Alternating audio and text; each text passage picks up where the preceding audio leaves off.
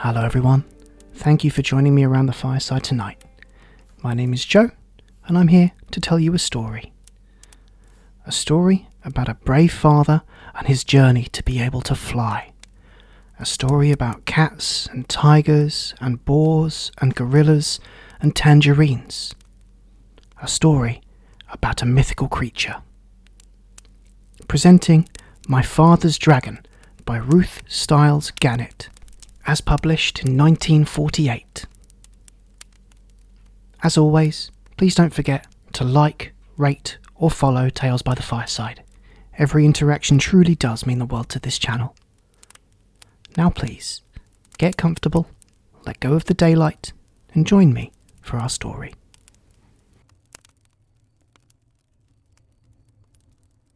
And My Father's Dragon by Ruth Stiles Gannett. Chapter 1. My Father Meets the Cat. One cold, rainy day, when my father was a little boy, he met an old alley cat on his street. The cat was very drippy and uncomfortable, so my father said, "Wouldn't you like to come home with me?"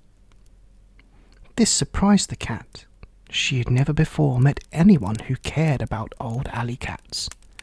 But she said, "I'd be very much obliged if I could sit by a warm furnace and perhaps have a saucer of milk." "We have a very nice furnace to sit by," said my father, "and I'm sure my mother has an extra saucer of milk."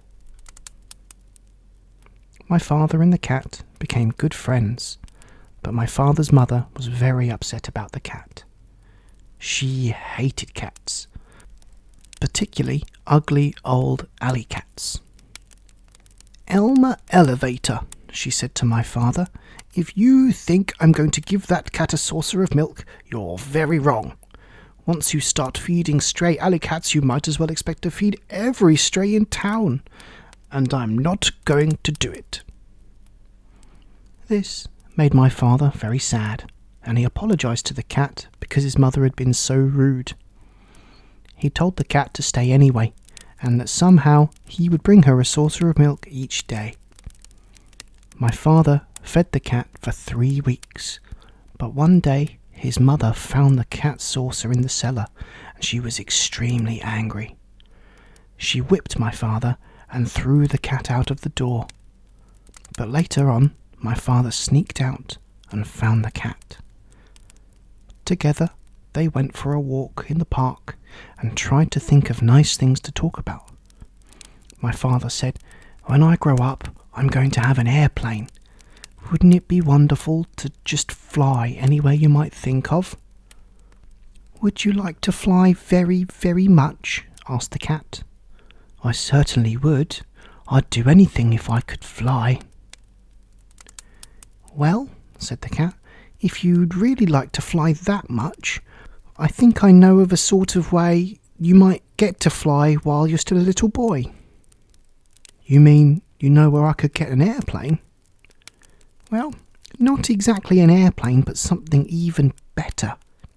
As you can see, I'm an old cat now, but in my younger days I was quite a traveller. My travelling days are over, but last spring I took just one more trip and sailed to the island of Tangerina, stopping at the port of Cranberry. Well, it just so happened that I missed the boat, and while waiting for the next, I thought I'd look around a bit.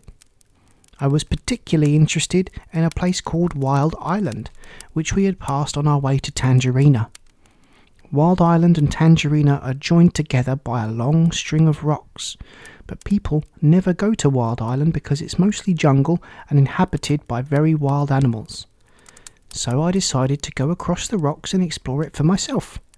It certainly is an interesting place, but I saw something there that made me want to weep. Chapter 2. My Father Runs Away. Wild Island is practically cut in two by a very wide and muddy river, continued the cat. This river begins near one end of the island and flows into the ocean at the other. Now the animals there are very lazy and they used to hate having to go all the way around the beginning of this river to get to the other side of the island. It made visiting inconvenient and mail deliveries slow, particularly during the Christmas rush. Crocodiles could have carried passengers and mail across the river, but crocodiles are very moody and not the least bit dependable, and are always looking for something to eat. They don't care if the animals have to walk around the river, so that's just what the animals did for many years. "But what does all this have to do with airplanes?" asked my father, who thought the cat was taking an awfully long time to explain. "Be patient, Elmer," said the cat, and she went on with the story. "One day, about 4 months before I arrived on Wild Island, a baby dragon fell from a low-flying cloud onto the bank of the river. He was too young to fly very well, and besides, he had bruised one wing quite badly, so he couldn't get back to his cloud. The animals found him soon afterwards, and everybody said, 'Why, this is just exactly what we've needed all these years.' They tied a big rope around his neck and waited for the wing to get well. This was going to end all their crossing the river troubles." "I've never seen a dragon," said my father. "Did you see him? How big is he?" "Oh yes, indeed I saw the dragon. In fact, we became great friends," said the cat. "I used to hide in the bushes and talk to him when nobody was around. He's not a very big dragon, about the size of a large black bear, although I imagine he's grown quite a bit since I left. He's got a long tail and yellow and blue stripes. His horn and eyes and the bottom of his feet are bright red, and he has gold-coloured wings." "Oh, how wonderful," said my father. "What did the animals do with him when his wing got well?" "They started training him to carry passengers, and even though he's just a baby dragon, they work him all day and all night too sometimes. They make him carry loads that are much too heavy, and if he complains, they twist his wings and beat him. He's always tied to a stake on a rope just long enough to go across the river. His only friends are the crocodiles, who say 'hello' to him once a week if they don't forget. Really, he's just the most miserable animal I've ever come across. When I left, I promised I'd try to help him some day, though I couldn't see how. The rope around his neck is about the biggest, toughest rope you can imagine, with so many knots it would take days to untie them all. Anyway, when you were talking about airplanes, you gave me a good idea. Now, I'm quite sure that if you were able to rescue the dragon, which wouldn't be the least bit easy, he'd let you ride him most anywhere, provided you were nice to him. How about trying it?" "Oh, I'd love to," said my father, and he was so angry at his mother for being rude to the cat that he didn't feel the least bit sad about running away from home for a while. That very afternoon, my father and the cat went down to the docks to see about ships going to the island of Tangerina. They found out that a ship would be sailing the next week, so right away they started planning for the rescue of the dragon. The cat was a great help in suggesting things for my father to take with him, and she told him everything she knew about Wild Island. Of course, she was too old to go along. Everything had to be kept very secret, so when they found or bought anything to take on the trip, they hid it behind a rock in the park. The night before my father sailed, he borrowed his father's knapsack, and he and the cat packed everything very carefully. He took chewing gum, 2 dozen pink lollipops, a package of rubber bands, black rubber boots, a compass, a toothbrush and a tube of toothpaste, 6 magnifying glasses, a very sharp jackknife, a comb and a hairbrush, 7 hair ribbons of different colours, an empty grain bag with a label saying cranberry, some clean clothes, and enough food to last my father while he was on the ship. He couldn't live on mice, so he took 25 peanut butter and jelly sandwiches and 6 apples, because that's all the apples he could find in the pantry. When everything was packed, my father and the cat went down to the docks to the ship. A night watchman was on duty, so while the cat made loud, queer noises to distract his attention, my father ran over the gangplank onto the ship. He went down into the hold and hid among some bags of wheat. The ship sailed early the next morning. Chapter 3. My father finds the island. My father hid in the hold for 6 days and nights. Twice he was nearly caught when the ship stopped to take on more cargo. But at last he heard a sailor say that the next port would be Cranberry, and that they'd be unloading the wheat there. My father knew that the sailors would send him home if they caught him, so he looked in his knapsack and took out a rubber band and the empty grain bag with the label saying Cranberry. At the last moment, my father got inside the bag, knapsack and all, folded the top of the bag inside and put the rubber band around the top. He didn't look just exactly like the other bags, but it was the best he could do. Soon the sailors came to unload. They lowered a big net into the hold and began moving the bags of wheat. Suddenly one sailor yelled, "Great Scott! This is the strangest bag of wheat I've ever seen. It's all lumpy like, but the label says it's to go to Cranberry." The other sailors looked at the bag too, and my father, who was in the bag of course, tried even harder to look like a bag of wheat. Then another sailor felt the bag, and he just happened to get a hold of my father's elbow. "I know what this is," he said. "This is a bag of dried corn on the cob." And he dumped my father into the big net along with the bags of wheat. This all happened in the late afternoon, so late that the merchant in Cranberry who had ordered the wheat didn't count his bags until the next morning. He was a very punctual man and never late for dinner. The sailors told the captain, and the captain wrote down on a piece of paper that they had delivered 160 bags of wheat and 1 bag of dried corn on the cob. They left the piece of paper for the merchant and sailed away that evening. My father heard later that the merchant spent the whole day counting and recounting the bags and feeling each one, trying to find the bag of dried corn on the cob. He never found it because as soon as it was dark, my father climbed out of the bag, folded it up and put it back in his knapsack. He walked along the shore to a nice sandy place and lay down to sleep. My father was very hungry when he woke up the next morning. Just as he was looking to see if he had anything left to eat, something hit him in the head. It was a tangerine. He had been sleeping right under a tree full of big, fat tangerines. And then he remembered that this was the island of Tangerina.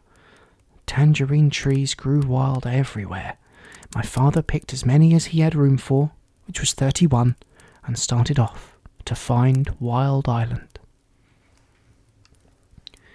He walked and walked and walked along the shore, looking for the rocks that joined the 2 islands.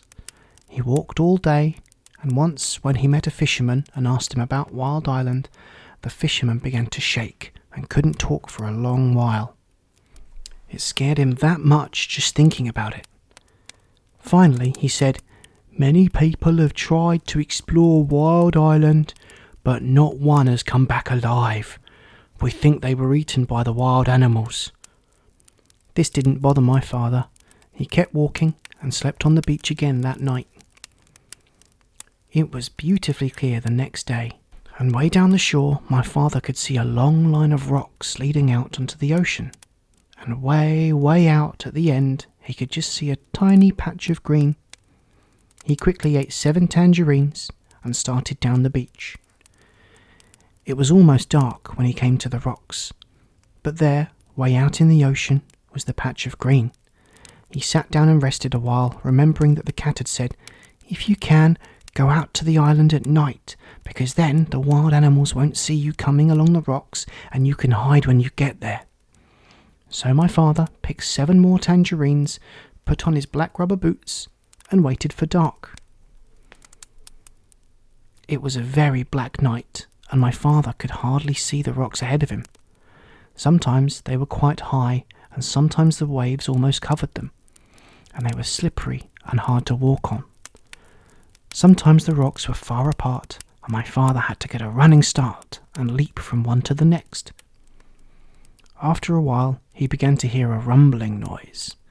It grew louder and louder as he got nearer to the island. At last, It seemed as if he were right on top of the noise, and he was.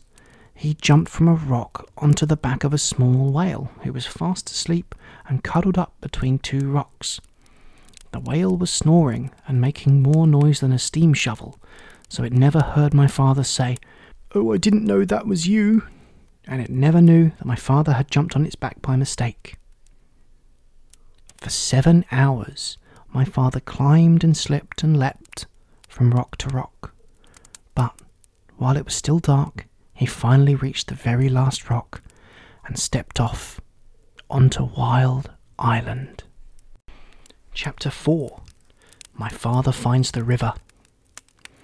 The jungle began just beyond a narrow strip of beach. Thick, dark, damp, scary jungle. My father hardly knew where to go, so he crawled under a wahoo bush to think, and ate tangerines. The first thing to do, he decided, was to find the river, because the dragon was tied somewhere along its bank. Then he thought, if the river flows into the ocean, I ought to be able to find it quite easily if I just walk along the beach far enough. So my father walked until the sun rose, and he was quite far from the ocean rocks. It was dangerous to stay near them because they might be guarded in the daytime. He found a clump of tall grass and sat down. Then he took off his rubber boots and ate 3 more tangerines. He could have eaten 12, but he hadn't seen any tangerines on this island, and he could not risk running out of something to eat. My father slept all that day and only woke up in the late afternoon when he heard a funny little voice saying, "Strange, strange, what a dear little dock. Dear, dear, what a queer little rock." My father saw a tiny paw rubbing itself on his knapsack. He lay very still, and the mouse, for it was a mouse, hurried away, muttering to itself, "I must smell Tum Duddy. I must tell somebody." My father waited a few minutes and then started down the beach because it was almost dark now, and he was afraid the mouse really would tell somebody. He walked all night, and 2 scary things happened. First, he just had to sneeze. So he did, and someone close by said, "Is that you, monkey?" My father said, "Yes." The voice said, "You must have something on your back, monkey." And my father said, "Yes," because he did. He had his knapsack on his back. "What do you have on your back, monkey?" asked the voice. My father didn't know what to say, because what would a monkey have on its back? And how would it sound telling someone about it if it did have something? Just then, another voice said, "I bet you're taking your sick grandmother to the doctor's." My father said, "Yes," and hurried on. Quite by accident, he found out later that he'd been talking to a pair of tortoises. The second thing that happened was that he nearly walked right between 2 wild boars who were talking in low, solemn whispers. When he first saw the dark shapes, he thought they were boulders. Just in time, he heard one of them say, "There is 3 signs of a recent invasion. First, fresh tangerine peels were found under the wahoo bush near the ocean rocks. Second, a mouse reported that an extraordinary rock some distance from the ocean rocks, which upon further investigation simply wasn't there. However, more fresh tangerine peels were found in the same spot, which is the 3rd sign of invasion. Since tangerines do not grow on our island, somebody must have brought them across the ocean rocks from the other island, which may, or may not, have something to do with the appearance and or disappearance of the extraordinary rock reported by the mouse." After a long silence, the other boar said, I think we're taking this all too seriously. Those peels probably floated over here all by themselves, and you know how unreliable mice are. Besides, if there had been an invasion, I would have seen it." "Perhaps you're right," said the first boar. "Shall we retire?" Whereupon they both trundled back into the jungle. Well, that taught my father a lesson, and after that he saved all his tangerine peels. He walked all night, and toward morning came to the river. Then his troubles really began. Chapter 5. My Father Meets Some Tigers. The river was very wide and muddy, and the jungle was very gloomy and dense. The trees grew close to each other, and what room there was between them was taken up by great high ferns with sticky leaves.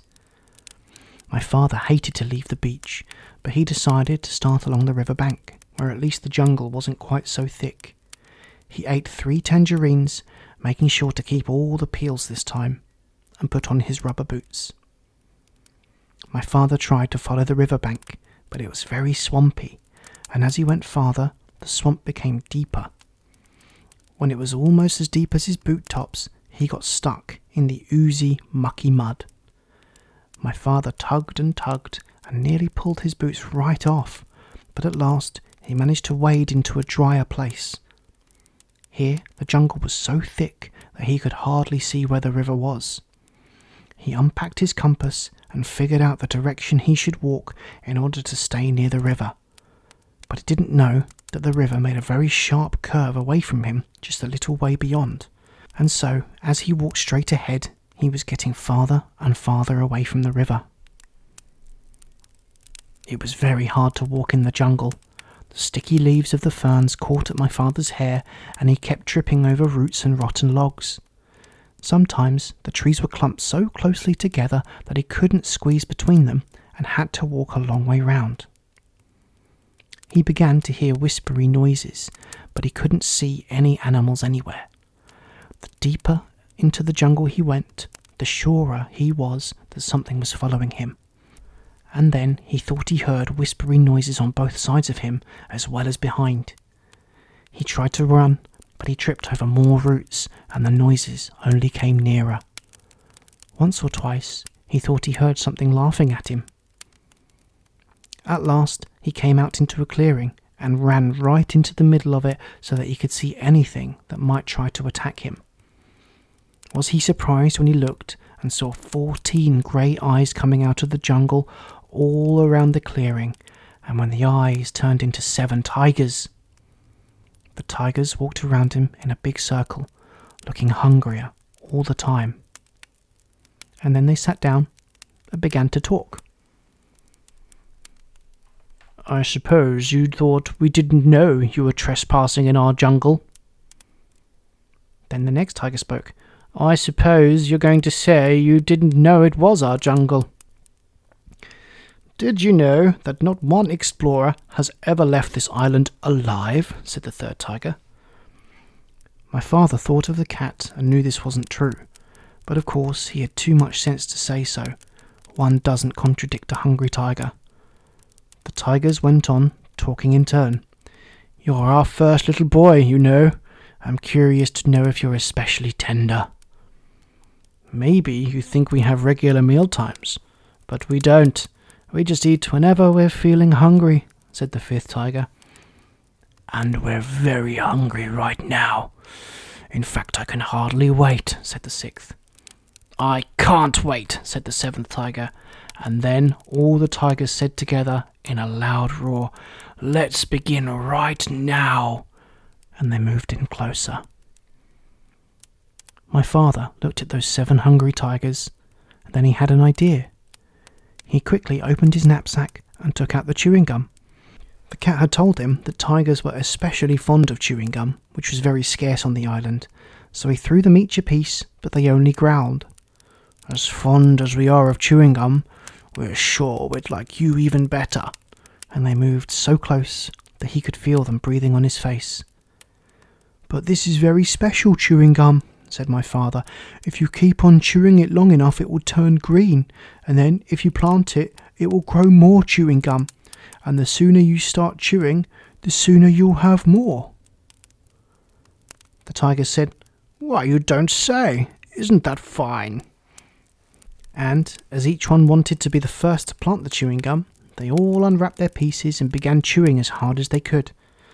Every once in a while, one tiger would look into another's mouth and say, "Nope, it's not done yet," until finally they were all so busy looking into each other's mouths to make sure that no one was getting ahead that they forgot all about my father. Chapter 6. My father meets a rhinoceros. My father soon found a trail leading away from the clearing. All sorts of animals might be using it too, but he decided to follow the trail no matter what he met, because it might lead to the dragon. He kept a sharp lookout in front of him and behind as he went on. Just as he was feeling quite safe, he came around a curve right behind the 2 wild boars. One of them was saying to the other, "Did you know, the tortoises thought they saw Monkey carrying his sick grandmother to the doctor's last night, but Monkey's grandmother died a week ago, so they must have seen something else. I wonder what it was." "I told you that there was an invasion afoot," said the other boar, "and I intend to find out what it is. I simply can't stand invasions." "Me neither," said a tiny little voice. Me neither." And my father knew that that was the mouse there too. "Well," said the first boar, "you search the trail up this way to the dragon. I'll go back down the other way through the big clearing, and we'll send Mouse to watch the ocean rocks in case the invasion should decide to go away before we find it." My father hid behind a mahogany tree just in time, and the first boar walked right past him. My father waited for the other boar to get a head start on him, but he didn't wait very long, because he knew that when the first boar saw the tigers chewing gum in the clearing, he'd be even more suspicious. Soon, the trail crossed a little brook, and my father, who by this time was very thirsty, stopped to get a drink of water. He still had on his rubber boots, so he waded into a little pool of water and was stooping down when something quite sharp picked him up by the seat of the pants and shook him very hard. "Don't you know that's my private weeping pool?" said a deep, angry voice. My father couldn't see who was talking because he was hanging in the air right over the pool, but he said, "Oh no, I'm so sorry. I didn't know that everybody had a private weeping pool." "Everybody doesn't," said the angry voice, "but I do, because I have such a big thing to weep about, and I drown everybody I find using my weeping pool." And with that, the animal tossed my father up and down over the water. "What is it that you weep about so much?" asked my father, trying to get his breath, and he thought over all the things he had in his pack. "Oh, I have many things to weep about, but the biggest thing is the colour of my tusk." Then my father squirmed every which way, trying to see the tusk, but it was through the seat of his pants where he couldn't possibly see it. "When I was a young rhinoceros, my tusk was pearly white," said the animal, and then my father knew that he was hanging by the seat of his pants from a rhinoceros tusk. "But it has turned a nasty yellow-grey in my old age, and I find it very ugly. You see, everything else about me is ugly, but when I had a beautiful tusk, I didn't worry so much about the rest.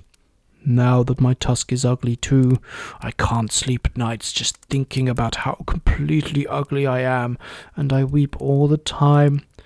But why should I be telling you these things? I caught you using my pool, and now I'm going to drown you." "Oh, wait a minute, Rhinoceros," said my father. "I have some things that will make your tusk all white and beautiful again. Just let me down and I'll give them to you." The Rhinoceros said, "You do? I can hardly believe it. Why, I'm so excited."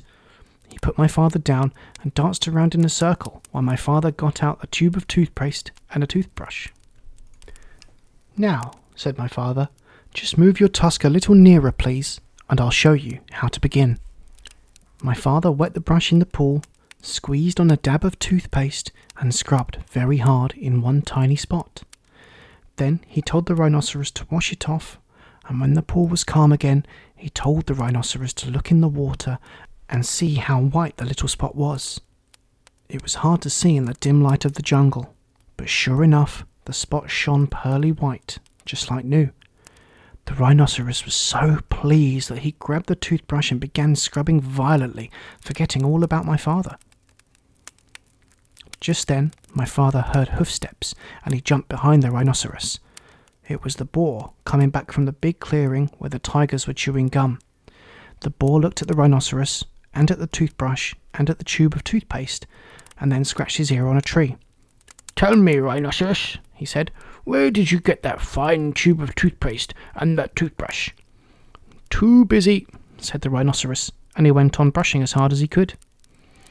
The boar sniffed angrily and trotted down the trail toward the dragon, muttering to himself, "Very suspicious.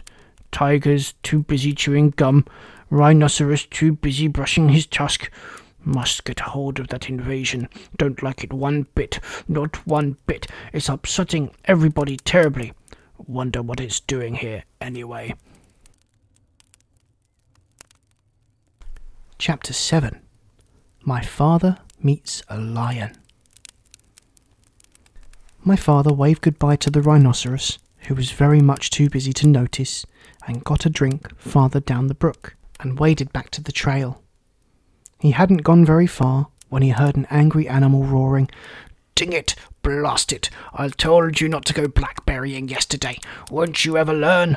What will your mother say?" My father crept along and peered into a small clearing just ahead. A lion was prancing about, clawing at his mane, which was all snarled and full of blackberry twigs.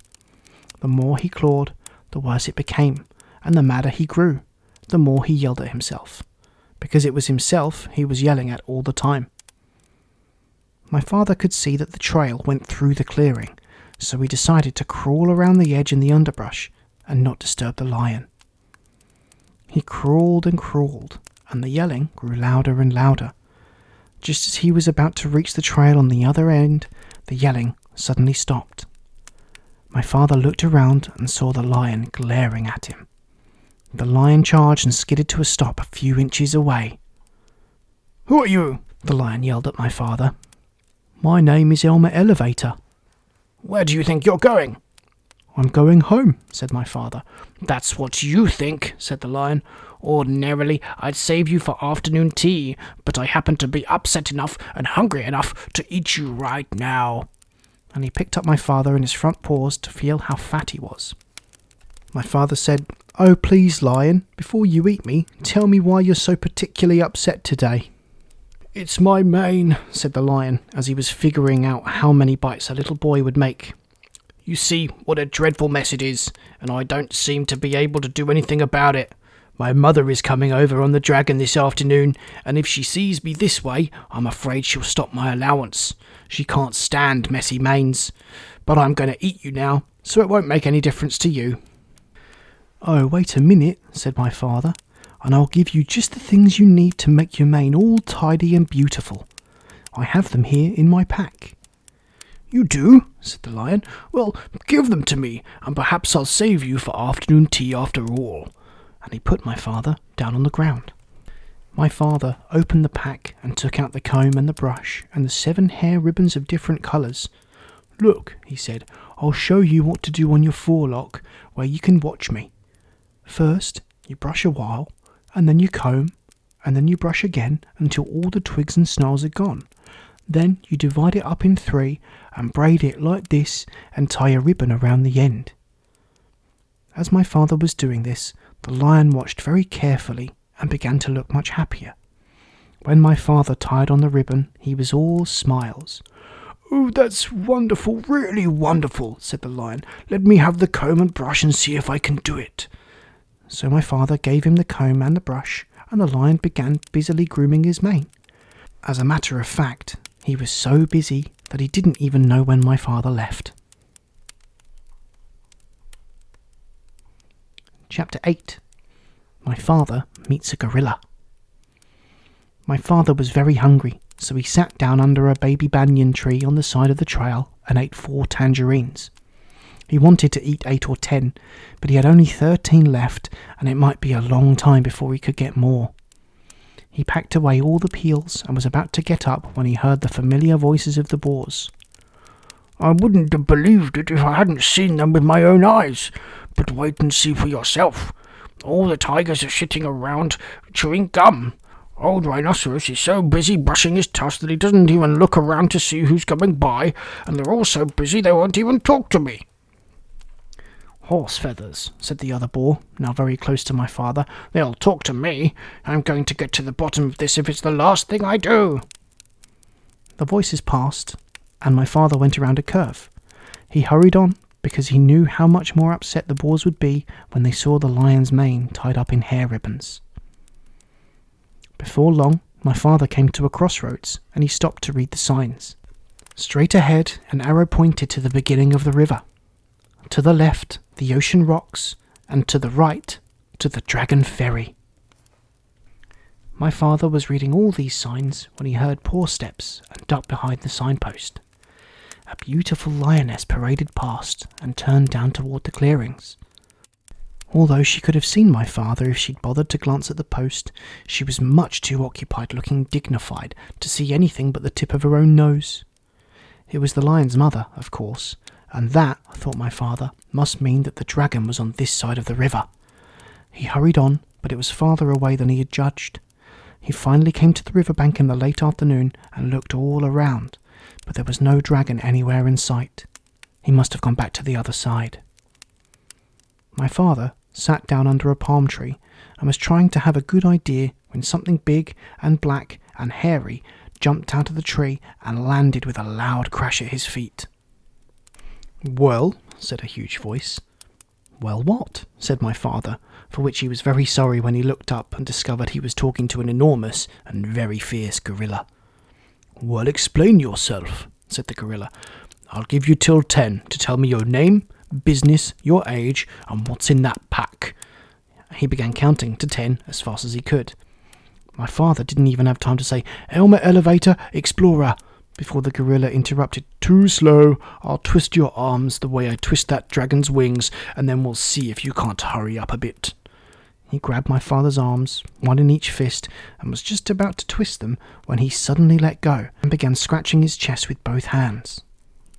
"Blast those fleas," he raged. "They won't give you a moment's peace, and the worst of it is that you can't even get a good look at them. Rosie, Rhoda, Rachel, Ruthie, Ruby, Roberta, come here and get rid of this flea on my chest. It's driving me crazy." 6 little monkeys tumbled out of the palm tree, dashed to the gorilla, and began combing the hair on his chest. "Well," said the gorilla, "it's still there." We're looking," said the 6 little monkeys, "but they're awfully hard to see, you know." "I know," said the gorilla, "but hurry, I've got work to do." And he winked at my father. "Oh, gorilla," said my father, "in my knapsack I have 6 magnifying glasses. They'd be just the thing for hunting fleas." My father unpacked them and gave one to Rosie, one to Rhoda, one to Rachel, one to Ruthie, one to Ruby, and one to Roberta. "Why, they're miraculous," said the 6 little monkeys. "It's easy to see the fleas now, only there are hundreds of them." And they went on hunting frantically. A moment later, many more monkeys appeared out of a nearby clump of mangroves and began crowding around to get a look at the fleas through the magnifying glass. They completely surrounded the gorilla, and he could not see my father, nor did he remember to twist his arms. Chapter 9. My father makes a bridge. My father walked back and forth along the bank, trying to think of some way to cross the river. He found a high flagpole with a rope going over to the other side. The rope went through a loop at the top of the pole and then down the pole around a large crank. The sign on the crank said, "To summon dragon, yank the crank. Report disorderly conduct to gorilla." From what the cat had told my father, he knew that the other end of the rope was tied around the dragon's neck, and he felt sorrier than ever for the poor dragon. If he were on this side, the gorilla would twist his wings until it hurt so much that he'd have to fly to the other side.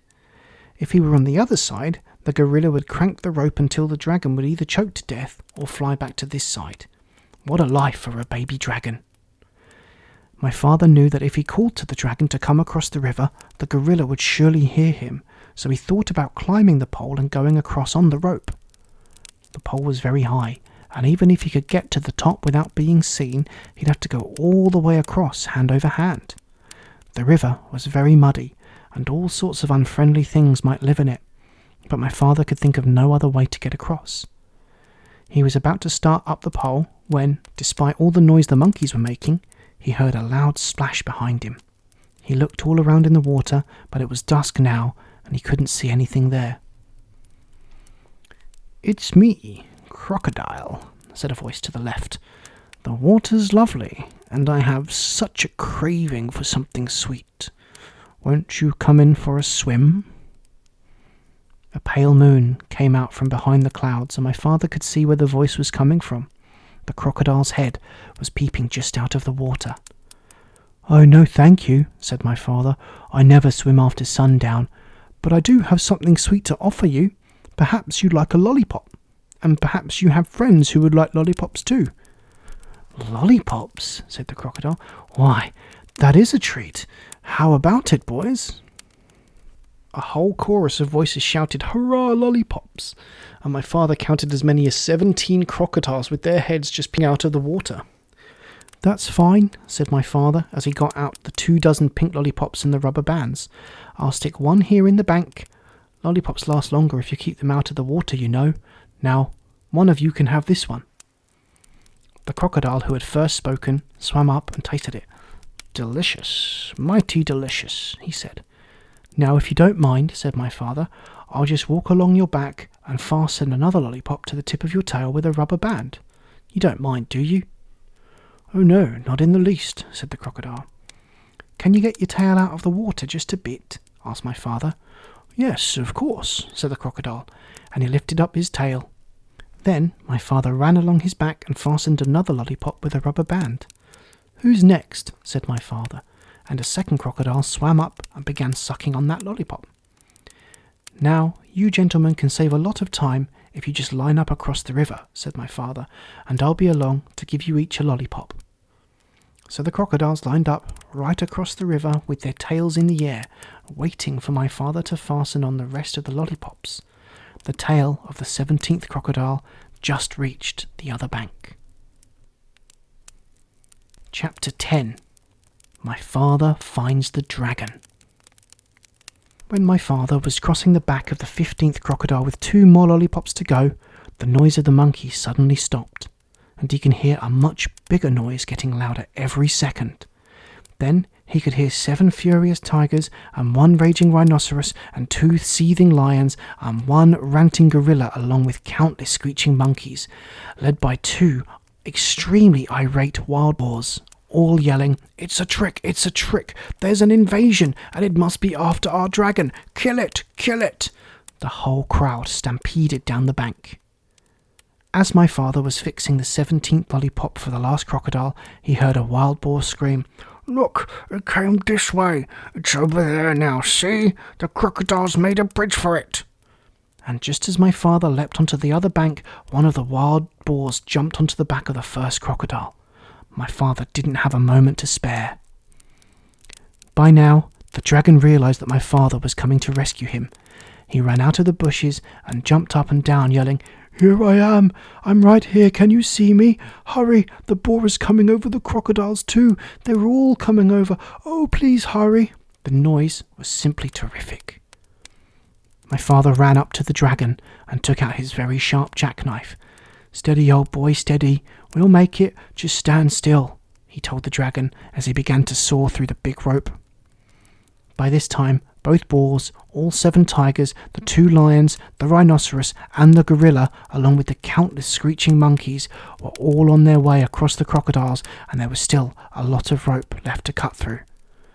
"Oh, hurry," the dragon kept saying, and my father again told him to stand still. "If I don't think I can make it," said my father, "we'll fly over to the other side of the river, and I can finish cutting the rope there." Suddenly, the screaming grew louder and madder, and my father thought the animals must have crossed the river. He looked around and saw something which surprised and delighted him, partly because he had finished his lollipop, and partly because, as I told you before, crocodiles are very moody and not the least bit dependable, and are always looking for something to eat. The first crocodile had turned away from the bank and started swimming down the river. The second crocodile hadn't finished yet, so he followed right after the first, still sucking his lollipop. All the rest did the same thing, one right after the other, until they were all swimming away in a line. The 2 wild boars, the 7 tigers, the rhinoceros, the 2 lions, the gorilla, along with the countless screeching monkeys, were all riding down the middle of the river on the train of crocodiles sucking pink lollipops, all yelling and screaming and getting their feet wet. My father and the dragon laughed themselves weak because it was such a silly sight. As soon as they had recovered, my father finished cutting the rope, and the dragon raced around in circles and tried to turn a somersault. He was the most excited baby dragon that ever lived. My father was in a hurry to fly away, and when the dragon finally calmed down a bit, my father climbed up onto his back. "All aboard," said the dragon. "Where shall we go?" "We'll spend the night on the beach, and tomorrow we'll start on the long journey home. So it's off to the shores of Tangerina," shouted my father as the dragon soared above the dark jungle and the muddy river and all the animals bellowing at them and the crocodiles licking pink lollipops and grinning wide grins. After all, what did the crocodiles care about a way to cross the river, and what a fine feast they were carrying on their backs? As my father and the dragon passed over the ocean rocks, they heard a tiny excited voice scream, "Bum-cack! Bum-cack! We dreed our naggin! We need our dragon!"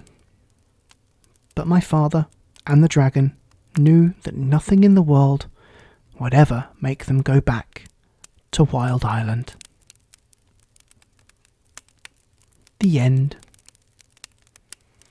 Good night.